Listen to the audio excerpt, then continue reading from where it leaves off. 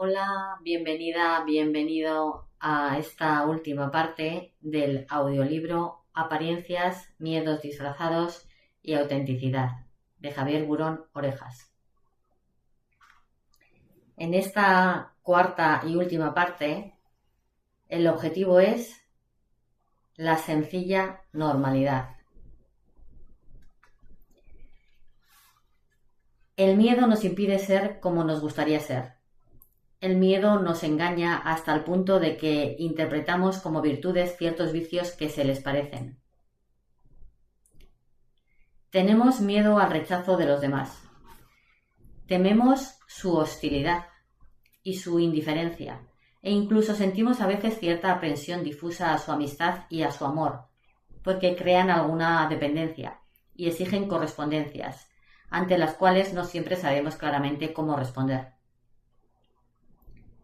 El hombre es profundamente miedoso, porque alimenta sus temores con una imaginación desbordante, que con frecuencia exagera los peligros o los inventa.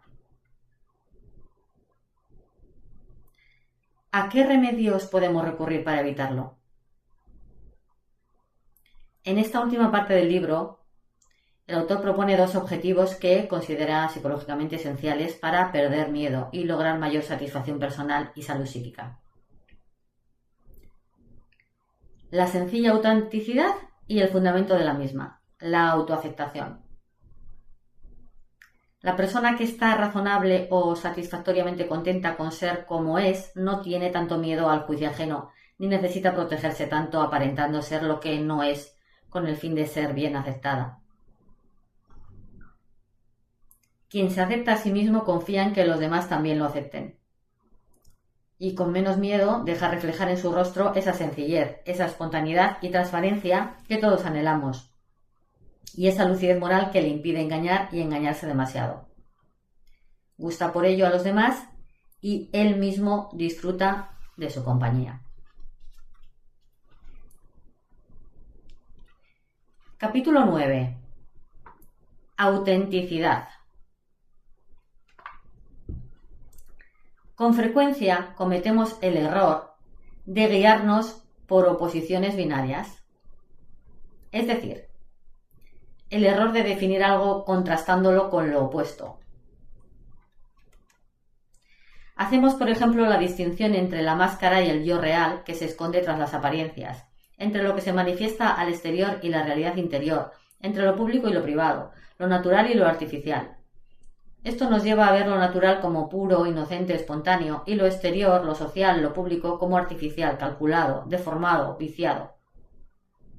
Y pasando a lo personal, nos hace pensar que nuestro interior, nuestro verdadero yo, es puro, genuino, original y auténtico, mientras que lo externo, lo que manifestamos, es adulterado. Y si damos un paso más, acabamos creyendo que la autenticidad es la forma de expresarse en la que prevalece lo que se siente interiormente sobre lo que es impuesto por las normas sociales y la buena educación. Ser auténtico parece significar, por tanto, guiarse por nuestro interior, que se ve como más real y elevado que lo externo. Ser auténtico significaría, pues, expresar lo interior, como si nuestro interior fuera un paraíso terrenal antes del pecado original, el verdadero yo. ¿Y qué hay en ese interior? Desde los tiempos de Rousseau, en el siglo XVIII, esta distinción dentro-fuera se ha interpretado como si fuera la distinción niño-adulto. El yo interior es como el niño, espontáneo, actúa como siente, se guía por lo que siente, más que por lo que dictan las normas sociales. El adulto, por el contrario, parece haber perdido esa inocencia y se le ve como artificial. Sus sentimientos parecen estar envueltos y deformados por la presión de seguir las reglas del juego de los roles sociales. Hacerse como niños es, pues, una invitación a cultivar aquellos sentimientos más parecidos a los de los niños. Es una glorificación de la niñez, la forma más pura de la naturaleza humana. Como si haciéndolo así fuéramos más nosotros mismos. Pero el niño que fuimos ya no existe. Hemos sido expuestos a las decepciones, al juego de roles y a la corrupción de la vida diaria. La vida de adultos es un juego en el que nos vemos forzados a representar los roles que se esperan de nosotros, Así somos aceptados y considerados como adultos adaptados. Pero, ganando el mundo, perdemos el alma de la inocencia. Cuando el niño comprueba que no es aceptado en todo momento, por ejemplo cuando manifiesta celos, envidia o enfado, empieza a ocultar los sentimientos que no son aceptados y aparece el falso yo, el yo fingido, pero aceptado por los adultos, que premian la adaptación del niño, conseguida fingiendo cariño por el hermano del cual tiene celos, mintiendo y ocultando conductas que sabe que no gustan a sus padres. Es decir, representando el rol de niño bueno y ocultando lo que realmente siente. El paraíso perdido no se puede recuperar, pero la capacidad de adulto para ver y lamentar que desde niño fue un pequeño adulto puede hacer posible que se logre la madurez que de algún modo permita realizar el verdadero yo interior y cierta compasión con el propio destino, fruto de la añoranza y de la nostalgia. Madurando en autenticidad se recupera inocencia. Bernanos decía que una vez que se deja la niñez hay que sufrir mucho para recuperarla. Pero yo añadiría que el sufrimiento que madura la autenticidad no es el que nos amarga, sino el que nos ayuda a autoaceptarnos. Muchos escritores siguen pensando que hay en nosotros un niño oculto que se debe desenterrar, especialmente en el análisis de la psicología profunda. 1. ¿Qué es la autenticidad? Antes de ver qué es la autenticidad, tal vez ayude a comprender, ver lo que no es. Para decir que una persona no es auténtica se suele decir que es falsa, dice lo que no piensa. Mentirosa, dice lo contrario de lo que piensa. Emite expresiones que no siente, tergiversa u oculta lo que piensa o siente, dice lo que los demás quieren oír aunque no sea lo que piensa, se comporta de forma artificial y fingida, simula ser lo que no es, orgullo, pretensiones, arrogancia, vanidad, etc.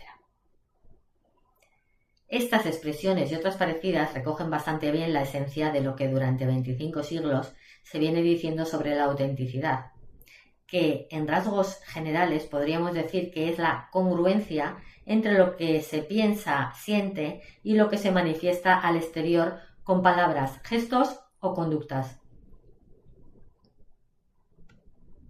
Grandes figuras de la psicología del siglo XX, Fromm, Horney, Rogers, etc., insistieron en que el entorno social corrompe la naturaleza esencialmente buena del ser humano, y esa corrupción produce una alienación del yo real de la persona, la cual hace lo que los demás le dicen que debe hacer en vez de hacer lo que le dicta su yo interior.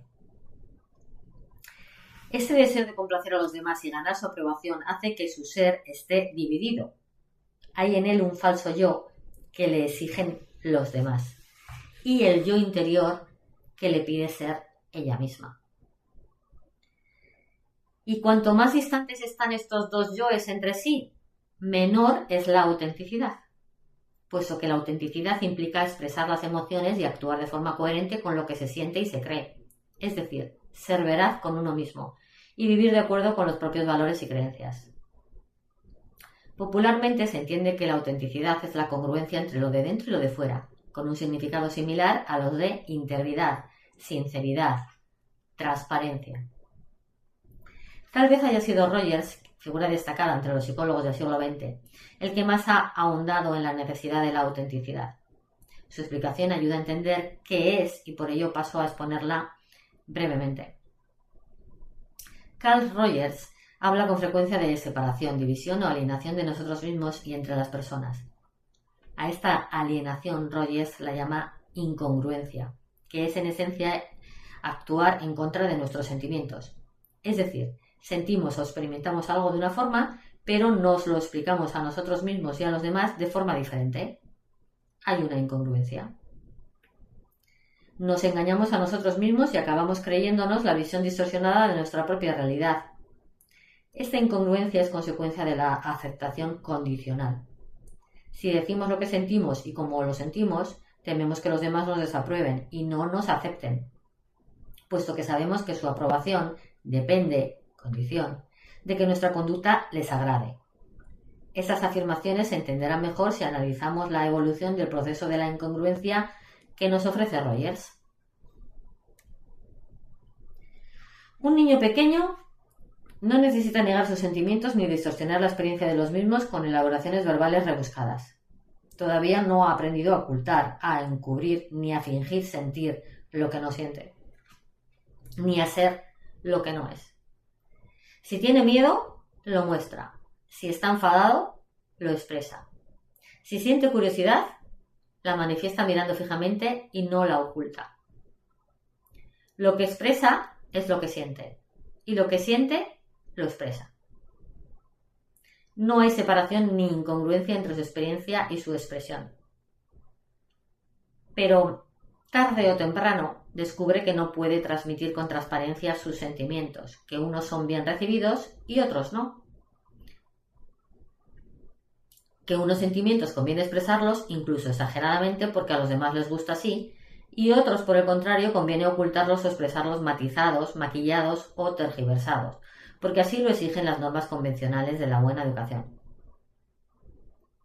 El niño aprende así a no decir claramente lo que siente o a ocultarlo como puede. Aprende a ser incongruente, a comportarse según las condiciones que los otros exigen para aceptarle y también para protegerse del rechazo social. Descubre que si desea que sus padres le aprueben, le protejan y no le rechacen, ha de ocultar, al menos parcialmente, la verdad de lo que siente y procurará mostrar solo una parte de sus sentimientos, la parte que es bien recibida por los que le quieren y le interesa que le acepten. Esta ocultación de parte de sus sentimientos le lleva a interiorizar, a hacer suyas, sin darse cuenta, esas condiciones de aceptación y de valía que los demás le imponen.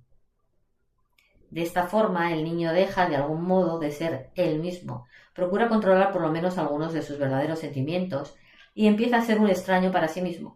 No es auténticamente él, sino una víctima más de la incongruencia, un extraño, un ser dividido, alienado. Esto es lo que Rogers llama incongruencia.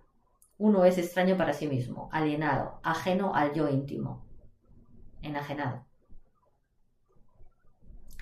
A la incongruencia va unida, según Rogers, la experiencia de autodesprecio. Experimentando que algunos de sus sentimientos son desaprobados y castigados por los adultos, el niño empieza a rechazar esos sentimientos suyos, a despreciarlos. Dejan de ser reflejo y parte de su autoconcepto de lo que piensa que es. Los niega y los oculta, porque amenazan la seguridad de ser aceptado y querido. Ser aceptado y aprobado por los demás pasa a ser más importante que ser él mismo.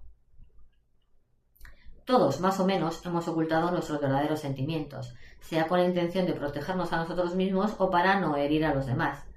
Al hacerlo, seguimos el guión que, teniendo en cuenta las circunstancias, es socialmente correcto o inconveniente. Actuamos de la forma que creemos que debemos hacerlo, o creemos que los demás piensan que debemos hacerlo, sin dejar aflorar nuestro propio modo de ver la realidad y nuestro modo de sentir. Los adultos se lo enseñan así a los niños con la intención de protegerlos del mundo de los adultos, naturalmente, por el bien de los niños, y sin darse cuenta de la incongruencia, para que sigan con la inocencia de niños, les inculcan tergiversaciones de adultos.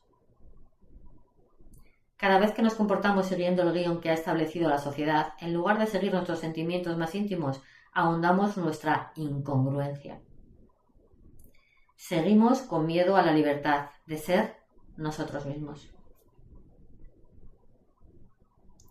Rogers cree que la incongruencia es el mal principal del ser humano y que necesita inexorablemente un tratamiento o un remedio que lleve al individuo a la autoaceptación, que es imprescindible, recorriendo el camino inverso que le llevó a la incongruencia. Para ello, el individuo necesita sentir, experimentar y vivir que es aceptado incondicionalmente en todo momento, y no solo si se doblega a los que desean y prescriben los demás. En una relación con el psicoterapeuta, que no le juzga, que trata de comprenderle desde su propio punto de vista, que no le amenaza, con el rechazo, la crítica negativa, la desaprobación, que le muestra empatía y le acepta positivamente, piensa, diga, sienta y haga lo que sea y como sea. ¿No?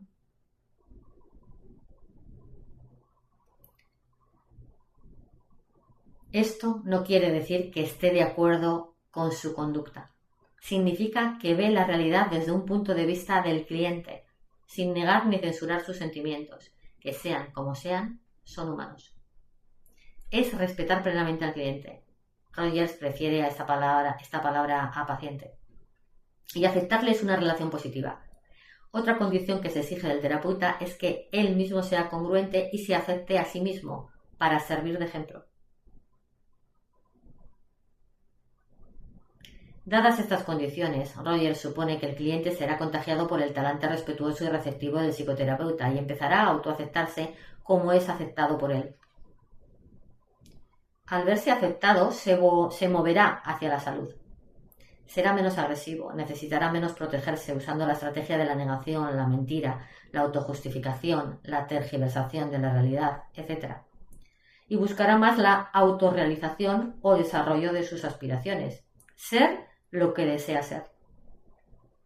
Para conseguirlo son imprescindibles la autoaceptación y la eliminación posible de las presiones externas que impiden que el individuo sea él mismo. La investigación psicológica de las últimas décadas hace ver que la salud psíquica, el desarrollo personal y el bienestar anímico requieren que el individuo sea auténtico y exprese su vida interior, emociones, deseos, necesidades, creencias, ilusiones, sus sentimientos internos y sus pensamientos. Guiñón, en el 2004, en un lúcido estudio histórico del pensamiento filosófico sobre la autenticidad, resume la esencia de la autenticidad diciendo que comprende estos dos elementos. 1. Conocer lo que uno cree y siente. 2. Expresarlo claramente en su conducta. Y Knoll y su equipo de psicólogos, en el 2015, presentan un modelo de la autenticidad que implica la congruencia entre los dos elementos siguientes. Por eso titulan su artículo de esta forma. Se necesitan dos para que seas tú mismo. Es decir, auténtico. Pues estos son los elementos. 1. Autoconsciencia auténtica. Las personas que perciben su yo como un todo integrado se ven motivadas para conocer mejor sus estados internos, intenciones, sentimientos y compromisos. Y 2. Autoexpresión auténtica. Las personas que saben cómo son lo manifiestan regularmente en su modo de argumentar, actuar, vestir, etc., que es congruente con su identidad. Las que no tienen identidad clara y segura se manifiestan por lo contrario, siguiendo las corrientes de moda y sin su sello personal. En los modelos psicológicos más conocidos sobre la autenticidad se destacan igualmente estos componentes, que son 3. 1. Conocimiento honesto de los propios pensamientos, deseos, sentimientos, valores, etc., y también de las propias virtudes y debilidades. 2. Congruencia entre ese conocimiento y la expresión emocional. Y 3. Coherencia entre ese conocimiento y la conducta. Es decir, la autenticidad implica 1. Ser generalmente sincero con uno mismo y 2. Sentir, expresar y actuar de acuerdo con los propios valores y creencias y no principalmente para satisfacer a los demás, ganar su aprobación y evitar su rechazo. Ser auténtico es ser uno mismo y no ser dirigido socialmente contra la verdadera naturaleza propia. En palabras del conocido filósofo danés Kierkegaard, ser auténtico es ser yo mismo, ser el propio yo real y verdadero, y actuar en congruencia con los valores propios. Un ejemplo histórico de autenticidad fue Sócrates, filósofo griego del siglo V a.C., que se dedicaba en los lugares públicos de Atenas a enseñar a pensar y filosofar. Parece que sus enseñanzas no gustaban a todos, puesto que fue acusado del delito de predicar dioses falsos y de corromper a los jóvenes, que eran los que más le escuchaban. En el juicio le condenaron a muerte, pero le dieron la opción de elegir otros castigos, el exilio o la prisión.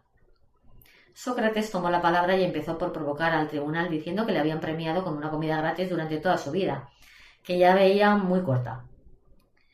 Con respecto a los castigos alternativos, exilio o prisión, dijo que no iba a dejar de hablar de cuestiones filosóficas, puesto que la vida sin examinarla y sin pensar no merece la pena ser vivida.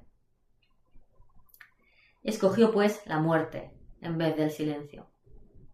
Por esto, se le considera un modelo de autenticidad, puesto que prefirió morir a renunciar a su independencia y a su compromiso con el ideal de ser él mismo. En la literatura sobre la autenticidad ha habido tendencia a considerar la autenticidad como si fuera lo mismo que ser sincero y honesto con uno mismo. Hoy día, sin embargo, hay autores que defienden que la autenticidad implica la congruencia entre el modo de pensar, el modo de sentir y el modo de actuar y expresarse. Siendo así, una persona puede ser honesta consigo misma, pero no auténtica, si no se expresa y no actúa de acuerdo con lo que piensa y siente. Según esta visión, la autenticidad no es algo exclusivamente privado y tampoco algo únicamente social. Por esta razón, ser auténtico es muy difícil y tal vez imposible, según veremos, pues exige del individuo el raro equilibrio entre ser individuo, él mismo, y ser social. Si una persona es demasiado individual, siendo ella misma, corre el peligro de no ser social. Y si es demasiado social, es probable que no sea debidamente fiel a sí misma. Si pone el acento en el propósito de ser ella misma, corre el peligro de verse aislada y de ser calificada de antisocial. Si se abandona la vorágine de la masa siguiendo los criterios generales y buscando la aprobación de los demás, deja de ser fiel a sí misma. Caroline Kreber, 2010, una mujer que confiesa su homosexualidad, en una reflexión filosófica muy lúcida y valiente, se hace esta pregunta. ¿Puede lograrse la autenticidad buscando exclusivamente en el interior quiénes somos o se requiere ir más allá del propio yo? En su caso personal es preguntarse si, para ser auténtica, basta con que reconozca su situación o debe dar un paso más y salir del armario para comunicar al exterior su realidad interior, su homosexualidad. Kreber se pregunta a sí misma si prefiere vivir con una mentira. Vivir en la mentira, callar su homosexualidad, dice, me hace una mentirosa, me hace ser no auténtica. Confiesa que por un tiempo quiso ver el problema como algo solo suyo, como algo que no afectaba a los demás. Pero siguiendo las pautas que la conocida pensadora Martha Nussbaum expone en su libro profundo Paisajes de pensamiento, Kreber analiza su realidad personal y distingue 3 etapas en su postura con respecto a su situación homosexual. Complacencia, una actitud de no querer ir muy lejos en el hacer ver su homosexualidad ni desafiarse a sí misma. Kreber dice que era un sentimiento de traición a sí misma, puesto que renunciaba a una identificación personal total. Condescendencia. Veía que se acomodaba a la cultura dominante y que no quería levantar polvareda. La complacencia era no desafiarse a sí misma rompiendo con los tabúes sociales contra la homosexualidad. La condescendencia es someterse conscientemente y no desafiar las normas y expectativas sociales. Y la última etapa de su postura es la disputa. Si la complacencia era no desafiarse a sí misma y la condescendencia no desafiar a los demás, la disputa es enfrentarse a sí misma y a los demás. Kreber confiesa que sentía que traicionaba el ideal de la autenticidad si no hacía explícita su homosexualidad. Dice que era honesta consigo misma, pero no tenía el coraje de confesar públicamente su condición social, y de este modo traicionaba exactamente lo que deseaba hondamente, una sociedad en la que no importaran ciertas diferencias. Concluye, pues, afirmando que la autenticidad exige salir del armario ante sí misma y ante los demás. Aceptar su condición y expresarla al exterior. Y hasta aquí el capítulo de hoy.